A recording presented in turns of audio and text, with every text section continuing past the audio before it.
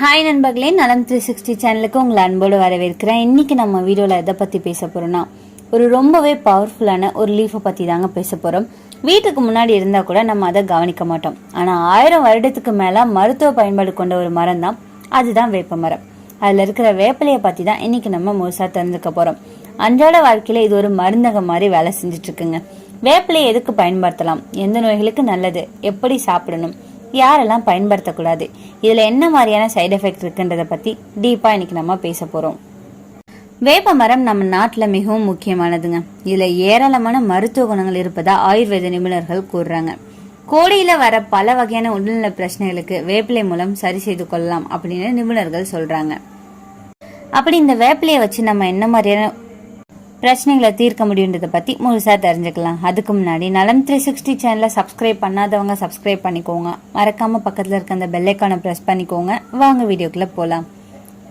வேப்பிலை இது ஒரு இயற்கை ஆன்டிபயோட்டிக். மிகவும் வலுவான anti bacterial, anti viral, anti fungal பண்பு கொண்டது. ரத்தத்தை சுத்தப்படுத்தும் குணம் இதுல இருக்கு. உடல்ல வெப்பத்தை குறைக்கும், அழற்சியை குறைக்கும். டீடாக்ஸ் எஃபெக்ட் இதுல ரொம்பவே அதிகம். ஸ்கின், ஹேர், லிவர், ஸ்டொமக் எல்லாத்துக்குமே ஒரு நல்ல பானம்னு சொல்லப்படுது. உடல் உஷ்ணத்தை குறைக்குது. வேப்பிலை உடல் வெப்பநிலையை குறைக்கும் தன்மை கொண்டது. இந்த கோடை காலத்துல வேப்ப இலையை கலந்த தண்ணீரை குடிச்சு வந்தீங்க அப்படின்னா உடலை குளிர்ச்சியா வச்சிருக்கும் அப்படின்னு நிபுணர்கள் சொல்றாங்க. மேலும் சிலருக்கு கோடையில வெயிலின் வெப்பத்தால தோல்ல சொறி ஏற்படும். வேப்பிலை சருமத்துல தடவினோம் அப்படின்னா இந்த பிரச்சனை குறையும். உடல்ல உள்ள நச்சுக்களை வெளியேற்றும் தன்மை கொண்டது இந்த வேப்பிலை.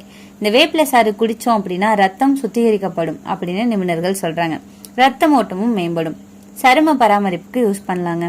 கோடை காலத்துல குழந்தைகளுக்கு சின்னம்மை பாதிப்பு அதிகமா இருக்கும். இது தொற்றினால் பலர் தங்கள் குழந்தைகளை வெதுவெதுப்பான நீர்ல குளிப்பாட்டுறாங்க. வேப்பங்கொட்டையில உள்ள ஆன்டி ஆக்சிடென்ட்கள் மற்றும் ஆன்டி மைக்ரோபியல் பண்புகள் இந்த பிரச்சனையை குறைப்பதில் திறம்படமா செயல்படுது அப்படின்னு நிபுணர்கள் கூறுறாங்க. தோல் நோய்களை எதிர்த்து போராடுது. வேம்பு இலையில பாக்டீரியா எதிர்ப்பு மற்றும் பூஞ்சை எதிர்ப்பு பண்புகள் இருக்குங்க. இது முகப்பரு மற்றும் அரிக்கும் தோல் அழற்சி போன்ற பல்வேறு வகையான பூஞ்சை தொற்றுக்கள் இருந்து நம்ம பாதுகாக்குது. இந்த பிரச்சனைகளால பாதிக்கப்பட்டவங்க வேப்பிலை சாறு அப்படின்னா வேப்ப எண்ணெய் சருமத்தை தடவினாங்கன்னா எரிச்சல் மற்றும் அரிப்பு குறையும் அப்படின்னு நிபுணர்கள் கூறுறாங்க. செரிமானத்தை மேம்படுத்துது. அஜீரணம், வாய்வு போன்ற செரிமான பிரச்சனைகள் கோடை காலத்துல நீர் சத்து குறைவினால அதிகமா ஏற்படுங்க. அப்படிப்பட்டவங்க வேம்பு சாப்பிட்றதால பலன் கிடைக்கும். மலச்சிக்கல் பிரச்சனையும் இந்த வேம்பு குறைக்கும் அப்படின்னு நிபுணர்கள் சொல்றாங்க. ஈறுகள் ஆரோக்கியமா இருக்க உதவியா இருக்குங்க. ஈறுகள்ல வீக்கம் மற்றும் இரத்த கசிவு உள்ளவங்க வேப்பிலையை மென்று சாப்பிட்டா நல்ல பலன் கிடைக்கும் அப்படின்னு நிபுணர்கள் சொல்றாங்க. வேப்பிலையை மெல்றவங்களுக்கு ஈறு அழற்சி மற்றும் ரத்தப்போக்கு கணிசமா குறையும் அப்படின்னு நிபுணர்கள் சொல்றாங்க. நம்மளோட ஸ்கின்க்கு வர ஆக்னே, பிம்பிள்ஸ், இச்சிங், பிக்மெண்டேஷன் எல்லாத்துக்குமே இந்த வேப்பிலையோட பவர் வேற லெவல்ல இருக்குங்க. பிம்பிள்ஸ் மற்றும் ஆக்னேவை குறைக்குது. ஃபேஸ்ல வர பாக்டீரியா, ஆயில், டர்ட் எல்லாத்தையுமே இது கிளீன் பண்ணுது. ஃபங்கல் இன்ஃபெக்ஷன்களுக்கு ரொம்பவே பவர்ஃபுல்லான ஒண்ணுங்க. எக்ஸிமா சிம்டம்ஸை குறைக்குது. ஸ்கின் க்ளோவை நேச்சுரலா நமக்கு கொடுக்குது. இதை நம்ம எப்படி பயன்படுத்தலாம் தெரியுமா? நீமை நம்ம நல்லா கொதிக்க வச்சு அந்த தண்ணி எடுத்து நம்ம ஃபேஸ் வாஷா யூஸ் பண்ணலாம். அப்படி இல்லைன்னா வேப்பிலைய பேஸ்டா தடவி ஃபேஸ் பேக்கா கூட யூஸ் பண்ணலாம். அதுவும் இல்லைன்னா அந்த நீமை எண்ணெயில போட்டு நல்லா காய்ச்சி அதை நம்ம மசாஜா கூட யூஸ் பண்ணலாங்க. முடி ஆரோக்கியத்துக்கு ரொம்பவே நல்லதுன்னு சொல்லப்படுது. இது டேண்ட்ரஃபை கண்ட்ரோல் பண்ணுது.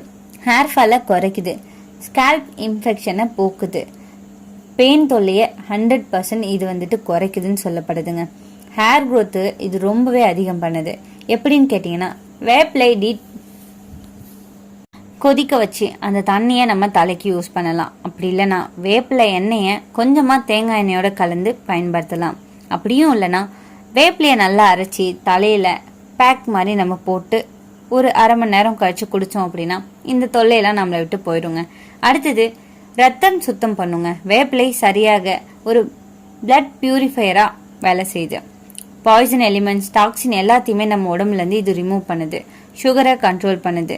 வேப்ப இலையில இன்சுலின் சென்சிட்டிவிட்டியை இம்ப்ரூவ் பண்ற ஒரு சக்தி இருக்கு. சர்க்கரை வியாதி உள்ளவங்க கவனமா டோசேஜ் பார்த்து நம்ம இதை சாப்பிடணுங்க.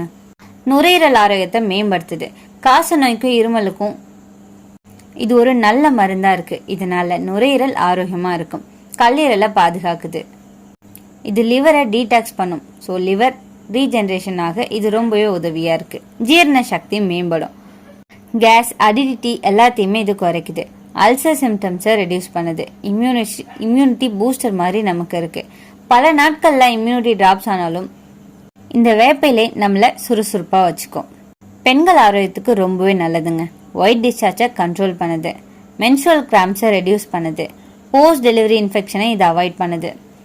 தோல் மற்றும் முடிக்கு இது நிறையவே சேஞ்சஸை கொடுக்குதுங்க. அதுவும் ப்ரெக்னென்ட் லேடிஸ்க்கெலாம் இது ரொம்பவே நல்லது. ஆனால் மருத்துவத்தை கேட்டுட்டு அதன் பிறகு பயன்படுத்தணும். ஆண்கள் ஆரோக்கியத்துக்கும் இதில் சில நன்மைகள் இருக்குங்க. டெஸ்டோஸ்டான் பேலன்ஸை இது அதிகரிக்குது. ஸ்பெர்ம் கவுண்ட்டை இது ப்ரொடெக்ட் பண்ணுது. ப்ரோஸ்டேட் ஹெல்த்தை இது ரொம்பவே சப்போர்ட் பண்ணுதுங்க. பாடியை டீடாக்ஸ் பண்ணுது. பாய்ஸ்க்கு ஸ்டெமினாவை அதிகரிக்குது.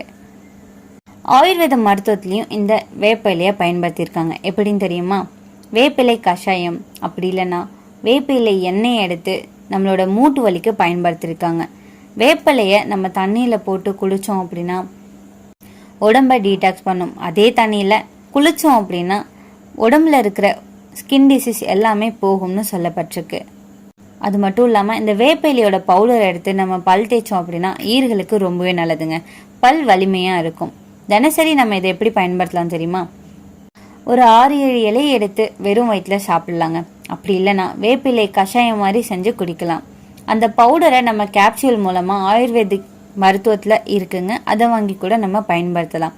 அப்படியும் இல்லையா, நல்லா பாயில் பண்ணி அந்த வேப்பிலை தண்ணீரை நம்ம வெறும் வயிற்றில் குடித்தோம் அப்படின்னா நல்ல பவர் கிடைக்கும். இந்த வேப்பிலையை நல்லா அரைச்சி அதை நம்ம ஸ்கின்னுக்கு யூஸ் பண்ணோம் அப்படின்னா தோல் நோய்கள் எதுவுமே நமக்கு வராதுங்க.